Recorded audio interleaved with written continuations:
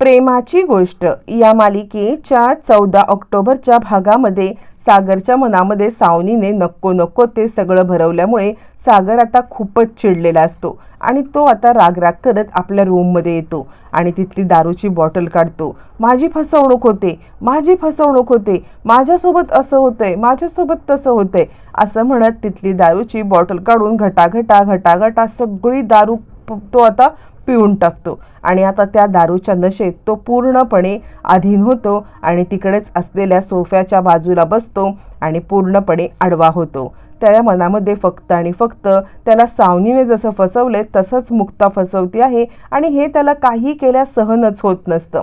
पण या सगळ्यामध्ये काय परिस्थिती आहे जाणून घेण्याच्या ऐवजी तो दारूच पीत बसलेला असतो. आता हे सगळं चालू असताना सोफ्याच्या मागे पडलेलं एक ग्रीटिंग त्याला दिसतं आणि ते ग्रीटिंग तो बघतो. ते ग्रीटिंग पाहिल्यावरती त्याचा राग अजून भडकतो. त्याच्यामध्ये टू आशू फ्रॉम मुक्ता असं काहीतरी लिहिलेलं असतं आणि ते ग्रीटिंग पाहिल्यावरती त्याला आता नजरेसमोर पुन्हा एकदा तोच नजारा दिसायला लागतो जो नजारा त्याने आधी पाहिलेला असतो आणि सावनीचे सारखे सारखे शब्द आठवायला लागतात की सागर तुला फसवणूक होते, तुझी फसवणूक होते, तुला हे होतंय, तुला ते होतंय आणि सागर चिडतो, ती ग्रीटिंग फाडतो, दारू पितो. हे सगळं चालू असताना मुक्ता मात्र बाहेर आता लकी कुठे गेला असेल, लकीचं काय झालं असेल, लकी फोन का नाही उचलत, नक्की खरंच तो घर सोडून गेलाय का लग्न करायचं नाही या प्रश्नांची उत्तरं शोधत असते आणि कंटिन्युअसली लकीला कॉल करत असते. बराच वेळ लकीचा कॉल लागत नसतो पण फायनली एका मोमेंटला लकीचा कॉल लागतो. लकीचा कॉल लागल्यावरती मुक्ता आता हॅलो लकी, अरे कुठे आहेस तू? पण त्याच वेळेला लकीने फोन न उचलता दुसऱ्याच एका व्यक्तीने फोन उचललेला असतो आणि तो म्हणतो हॅलो मी लकी नाही बोलत आहे. मुक्ता म्हणते मग तुम्ही कोण बोलताय? यावरती तो माणूस सांगतो अहो ज्या माणसाचा हा फोन आहे ना त्याचा ॲक्सिडेंट झालाय, मी त्याला सिटी हॉस्पिटलमध्ये घेऊन आलेलो आहे, तो आतमध्ये आहे, ॲडमिट आहे, त्याचा फोन माझ्याजवळ आहे. मी खरं तर आत्तापर्यंत फोन बंद होता तो चालू करून तुम्हालाच फोन करणार होतो त्याच्या घरच्यांना कळवण्यासाठी. तुम्ही त्याच्या घरून बोलताय का? यावरती मुक्ता सांगते हो. मग मुक्ताला त्या हॉस्पिटलचा ॲड्रेस विचारून घेते आणि मुक्ता हादरते आणि ती आशूला म्हणते आशू बघितलंस का? अरे लकी ॲडमिट आहे. म्हणजे आत्तापर्यंत आपण विचार करत होतो की लकी कुठेतरी पळून गेलाय पण लकी खरं तर संकटात आहे.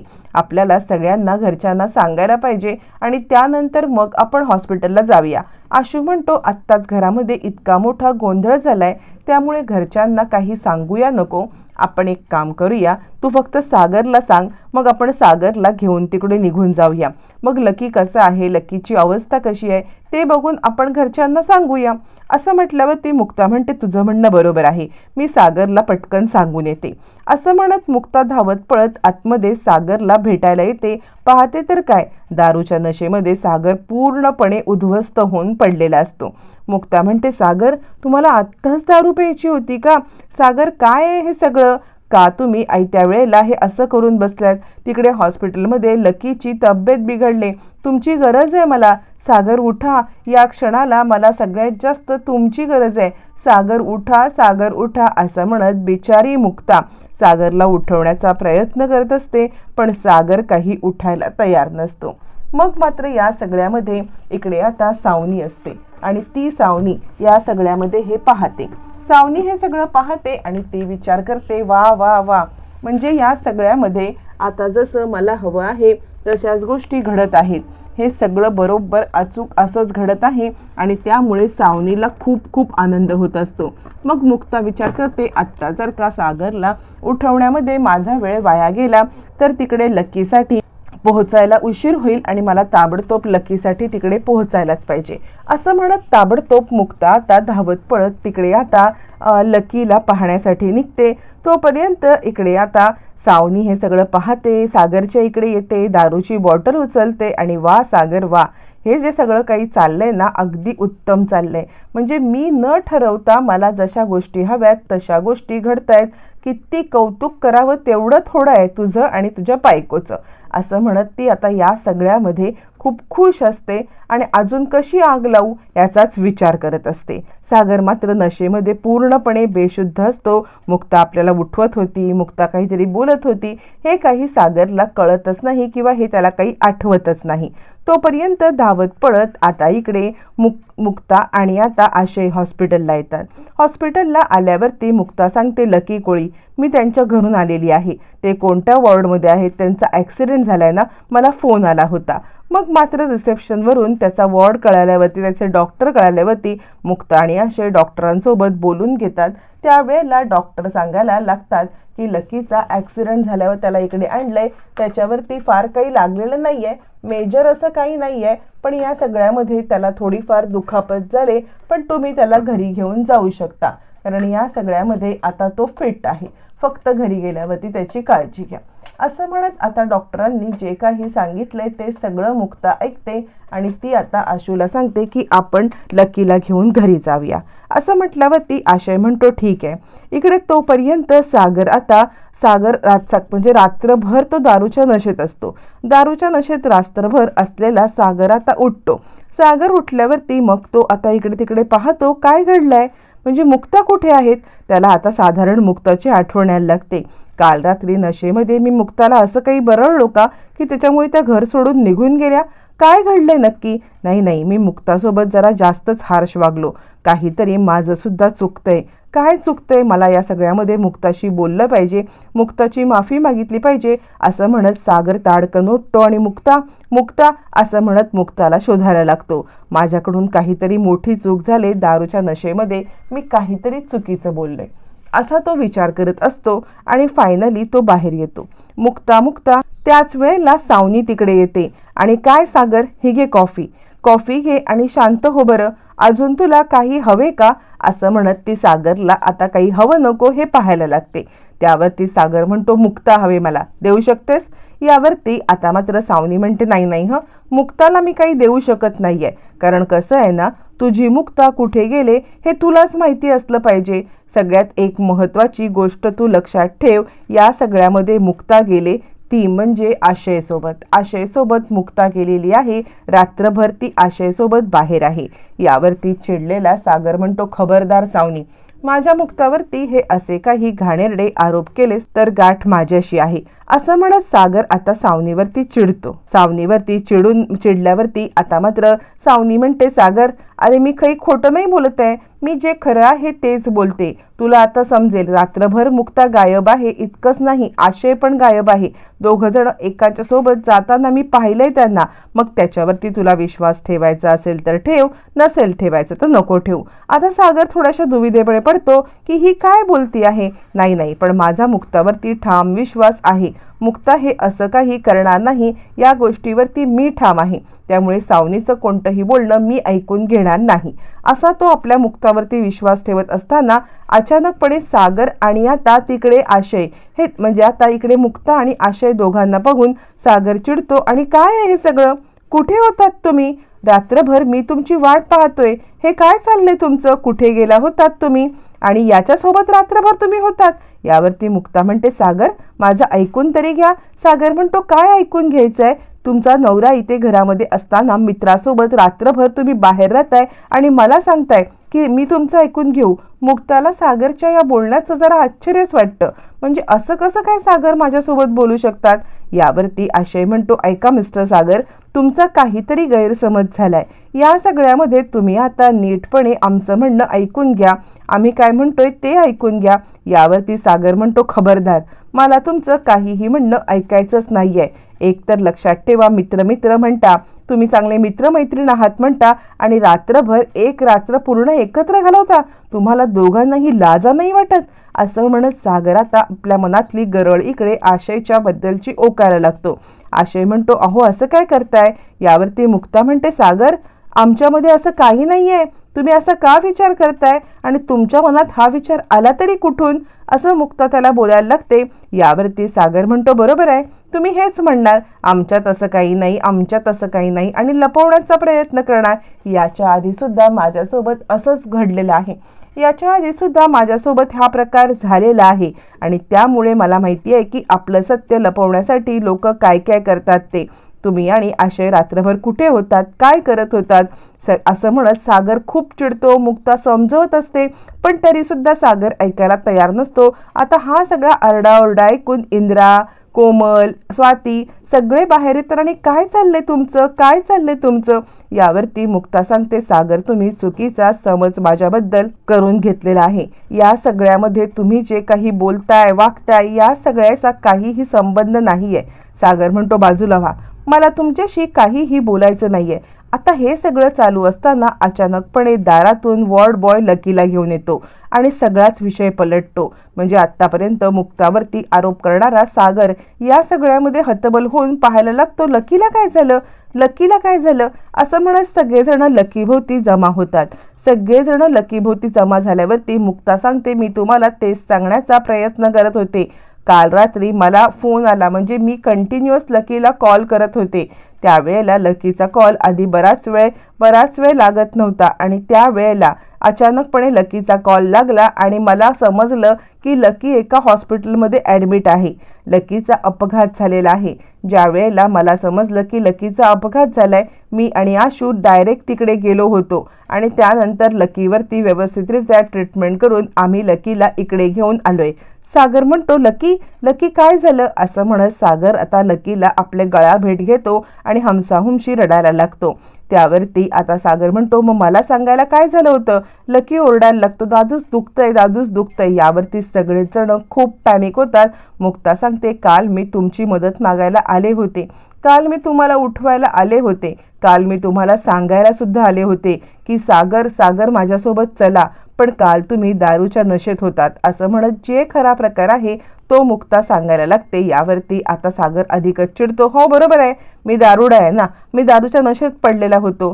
तुम्ही जर का नीटपणे मला सांगितलं असतं की या सगळ्यामध्ये लकी आजारी आहे आणि मला उठवूनच घेऊन गेला असतात तर काही बिघडलं नसतं, पण तुम्हाला तुमच्या मित्रासोबतच जायचं होतं ना. आता इतकं बोलून काही कमी असतं तर तिकडे येते ती म्हणजे इंद्रा. ती म्हणते, मुक्ता आणि आम्ही काय मेलो होतो काय, आम्ही सुद्धा घरातच होतो ना. सागऱ्या नशेत होता पण आम्ही तर शुद्धीत होतो की नाही. आम्ही शुद्धीत होतो तर या सगळ्यामध्ये तू आम्हाला सांगायचं आणि आम्हाला घेऊन जायचं होतं, पण तू काय केलंस. तुला न सगळ्यात मोठेपणा घ्यायची सवय आहे ना, त्यामुळे तू या सगळ्यामध्ये ह्या गोष्टी केल्यास आणि आमच्यापासून सत्य लपवून तू एकटी मिरवायला गेलीस. अगं माझ्या लकीला आज काही कमी जास्त झालं असतं तर त्याला कारणीभूत कोण, त्याला कारणीभूत तूच आहेस मुक्ता. या सगळ्यामध्ये लकीच्या या जबाबदारीला त्याला तू आधी इमोशनल ब्लॅकमेल केलंस, लग्नासाठी भाग पडलंस आणि म्हणून तो रागारागात गेला आणि त्याचा अपघात झाला. सागर म्हणतो, तर काय, आणि या सगळ्यामध्ये आपल्याला सांगायचं हिला गरज नाही वाटली, हिला आपल्याला सांगायची गरज नाही वाटली. आपल्याला न सांगता हिच्या मित्रासोबत निघून गेली. महानतेची मूरत ना ही आणि हिचा मित्र सगळं काही ठीक करणार ना. खबरदार मुक्ता, यापुढे माझ्या फॅमिली मॅटरमध्ये पडू नका. कुणीही तुम्हाला तो अधिकार दिलेला नाहीये असं म्हणत सागर तोंडाला येईल ते बरळत असतो, तोंडाला येईल ते बोलत असतो. स्वातीला मात्र या सगळ्याचं भान असतं. ती त्या दोघांनाही शांत करण्याचा प्रयत्न करत असते.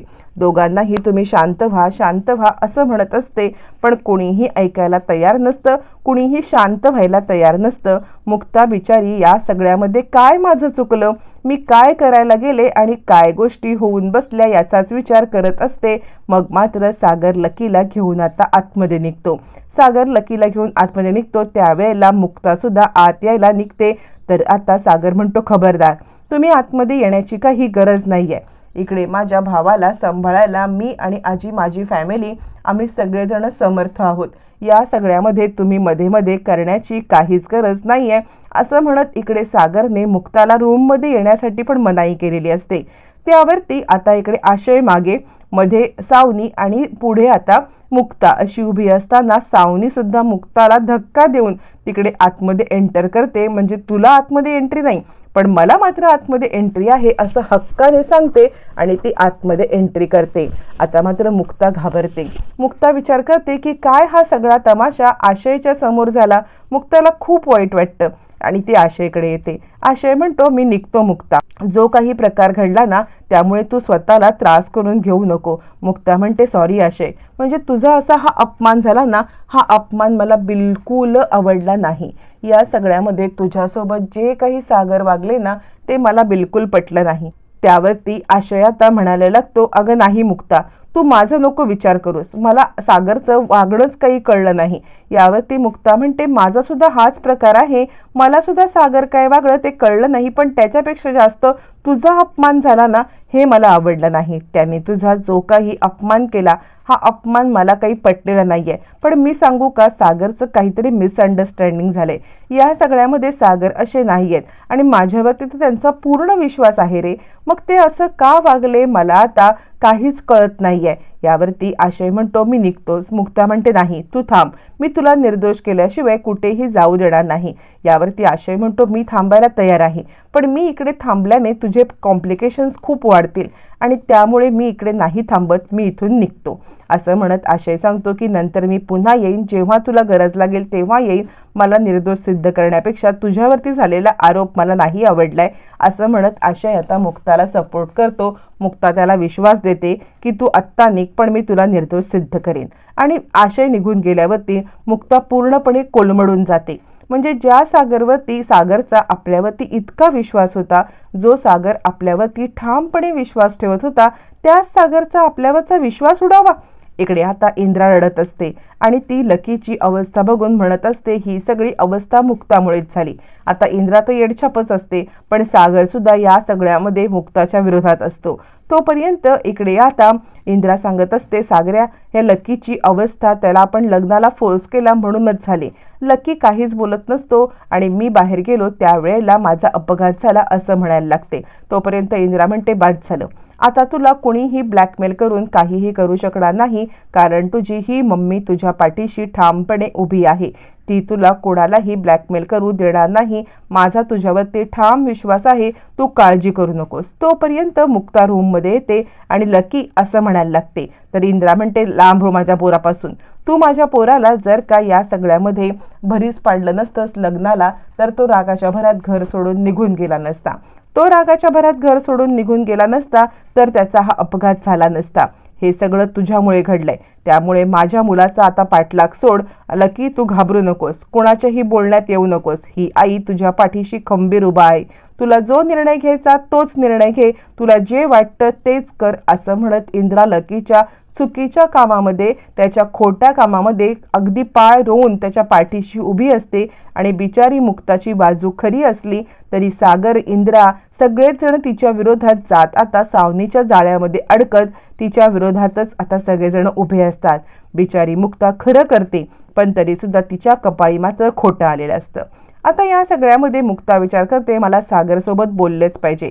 त्यांचा जो काही गैरसमज माझ्याबद्दलचा झालाय तो मला काहीही करून दूर करायलाच पाहिजे. असं म्हणत आता फायनली मुक्ता सागरसोबत बोलण्यासाठी रूममध्ये येते. ज्या वेळेला मुक्ता सागरसोबत बोलण्यासाठी रूममध्ये येते तेव्हा सागर पूर्णपणे दारूच्या नशेत पूर्णपणे अडकलेला असतो. सागर पुन्हा रूममध्ये येतो, पुन्हा दारू पितो. त्याची अवस्था सावनीने जसं फसवल्यावरती झालेली असते सेम टू सेम तशीच झालेली असते. मग मुक्ता सागरकडे येते आणि सागर काय चाललंय तुमचं, हे असं दारूच्या नशेमध्ये किती दिवस अडकून पडणार आहात? अहो तुम्ही कसला विचार करताय, कुठचा विचार करताय, किती चुकीचा विचार करताय. असं म्हणत मुक्ता आता इकडे सागरला उठवण्याचा प्रयत्न करते. सागर म्हणायला लागतो मी आणि चुकीचा विचार करतो आणि तुम्ही जे काही करताय ते अगदी बरोबर करताय ना. बरोबर आहे, तुम्ही कसे चुकणार ना, चुकणार फक्त मी, तुम्ही आणि तुमचा मित्र हा बरोबरच आहे. मुक्ता म्हणते तुम्ही काहीतरी गैरसमज करून घेतलाय. सागर म्हणतो गैरसमज, कसला गैरसमज? दिवस रात्र आपलं आशय आशय हे नाव तोंडात घ्यायचं. सागर म्हणून तुमच्या तोंडात नाव कधी येतच नाही, तुम्ही मला कधी वेळच देत नाही. मुक्ता म्हणते काय बोलताय तुम्ही, मी तुम्हाला वेळ देत नाही, असं कधीतरी होईल का? सागर म्हणतो हो असं झालंय, तुम्ही मला वेळ देत नाही. सागर म्हणतो, तुम्ही मला वेळ देत नाही, पण त्या आशूसाठी तुमच्याकडे खूप खूप खूप वेळ असतो. दिवसभर त्याला भेटताय काय, रात्री त्याच्यासोबत जाताय काय, त्याला मिठ्या काय मारताय. मुक्ता म्हणते, काय बोलताय तुम्ही, कोणती भाषा बोलताय. सागर म्हणतो, जे माझ्या डोळ्यांना दिसलं तेच मी बोलतोय. मी पाहिलंय तुम्हाला आणि आशयला मिठीमध्ये. यावरती मुक्ता म्हणते, त्याच्यावरून तुम्ही इतक्या मोठ्या अंदाजावरती गेलात. मला आणि आशयला एकत्र पाहून तुम्ही जर का इतका घाणेरडा विचार. यावरती आता इकडे सागर म्हणतो, मग का, तुमचा नवरा आहे ना इकडे, मग तुम्ही मला का नाही मिठी मारलीत. या माझ्या मिठीत या, मला मिठी मारा. असं म्हणत सागर दारूच्या नशेत आपण काय बोलतोय काय करतोय हे देहभान सगळं हरपलेला असतो आणि मुक्ताला या माझ्या मिठीत या, मिठीत या, मिठीत या असं म्हणत तो ओढायला लागतो. आता मात्र का, माझी मिठी तुम्हाला आवडत नाहीये का, माझी मिठी तुम्हाला आवडत नाही का, असं म्हणत तो मुक्ताला मिठीत घेतो. मुक्ता खूप पॅनिक होते. हे सागर एकदम खूप विचित्र वागतोय हे मुक्ताला समजत असतं. त्याला ती समजवत असते, काही बोलत असते, पण दारूच्या नशेत असलेल्या सागरला काहीच कळत नसतं. तो मुक्ताला फक्त मिठीत या, मिठीत या इतकंच बोलत असतो आणि मुक्ता एकदम पॅनिक होते. काय होतंय आपल्यासोबत हे कळण्याच्या आधीच मुक्ता सागरला झटकून देते. सागरला झटकून दिल्यावरती तो बेडवरती खाली पडतो आणि मुक्ताच्या एका क्षणात लक्षात येतं की आपल्याकडून खूप मोठी चूक झाली. आपण सागरला थोबाडीत दिले आणि खाली पडले. पण त्यावेळेला तिची ती ॲक्शनला असलेली रिॲक्शन असते आणि त्याचमध्ये सागर आता खाली कोसळतो. मुक्ता आता हादरते. सागर सागर असं म्हणायला लागते. सागर बेडवरती पडलेला असतो. मुक्ता त्याच्या जवळ येते. सागर, पण सागर नशेत असतो, काहीही बरळत असतो, मुक्ताबद्दल विचित्र बोलत असतो, आशयबद्दल विचित्र बोलत असतो आणि मुक्ता हादरते. काय होऊन बसलं हे सगळं, एका झटक्यात होत्याचं नव्हतं झालं. कशामुळे घडलं हे मुक्ता विचारच करत बसलेली असते आणि तिला उत्तर काही मिळतच नसतं. पण त्याचं उत्तर तिला सावनीच्या तोंडूनच ऐकायला मिळतं. सावनी समोर येते आणि काय ग मुक्ता, तुला तर खूपच झटका बसलाय, कारण नुकताच सागरने सांगितलेलं असतं की तुम्ही मला सोडून जा, तुम्हाला माझ्या सोबत राहायचं नाही तर तुम्ही मला सोडून जा. मग इकडे आता सावनी येते आणि ती म्हणायला लागते, मुक्ता अगं तुझं नातं तर मी तोडलेलंच आहे, मग ही काळ्या मण्यांची पोत तरी घालून तू काय करणार आहेस. असं म्हणत मुक्ताच्या गळ्यातील काळ्या मण्यांची पोत खेचायला लागते. मुक्ता म्हणते, काळ्या मनाच्या बाईला काळ्या मण्याच्या पोतीचं महत्त्व काय कळणार. खबरदार, म्हणून तुझी आता ही गळा आहे ना हा उघडा आहे, कारण तुला काळ्या मण्याच्या पोतीचं महत्त्वच कळत नाहीये. आणि खबरदार, जर माझ्या काळ्या मण्यांच्या पोतीला हात घातलास ना तर तुझा हात तोडून हातात देईन, लक्षात ठेव. असं म्हणत मुक्ताने सावनीला पलटवार केलेला असतो. सावनीचा हात पूर्णपणे पिरगळून टाकलेला असतो. या सगळ्याला मुक्ताच्या लक्षात येतं की हा कारस्थान सावनीचा आहे. या सगळ्या विरुद्ध मुक्ता कसा आवाज उठवणार पाहणं फारच रंजक ठरणार.